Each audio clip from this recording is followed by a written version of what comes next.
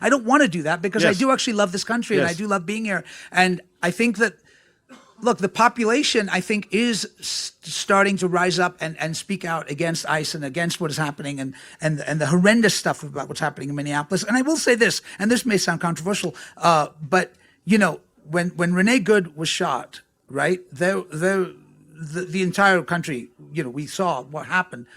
But there was also, on New Year's Eve, there was an African-American man who was shot and killed by ICE in his home, right? And the only reason I know about that guy is because a white woman was shot a few days later. Now, I'm not saying that the one is better or worse, but they're horrible. But in this country, you sometimes feel like there are lives that we talk about Yes. and that we care about and that we say that's important and we need to speak about that. And then there are other lives that we don't talk about and we don't. I mean, you see it in Gaza, you see it everywhere. You know, I made a joke once, but at that Gaza event that I did, which is that we were talking about freedom of speech, and after when Jimmy Kimmel was taken off the air, Yeah. you know, everyone was talking about how our freedom of speech and our First Amendment.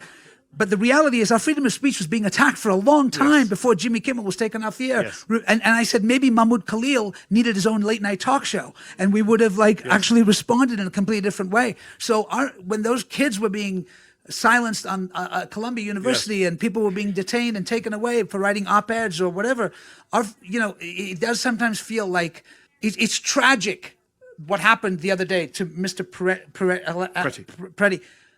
But I'm glad that there are people, when I say this as a comedian in some ways, that white people are standing up and saying this is enough. Yes. Because when brown and black people do it, Yes. we get killed, right? Yeah. And when white people get killed in those situations, America takes notice. Yes. And I think that's, you know, some Because people may not like me saying black and that. brown But lives are expendable. Let's just yeah, be blunt. it is true. Whereas you're like, oh my God, they also killed a white mother Yeah, in her car after exactly. she dropped her kid to school. Yes, and that's crazy. That's crazy. Yeah. Like, you know.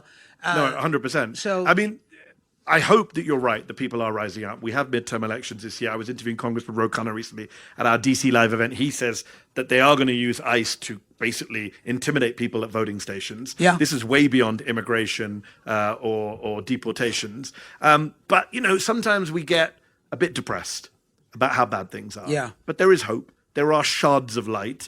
And I think to go back, you don't think so? I honestly. Well, let's go back to where we met most recently. Yeah. At the Zoran At the Zoran Mamdani Mamdani election event. win. Yes, That was right. an insane event. Yeah. He should not have won that election. No. He did. No. He came from 1% in the polls. But you know what? Muslim Mamdani. Right. He's now putting bidets in Gracie Mansion. Right.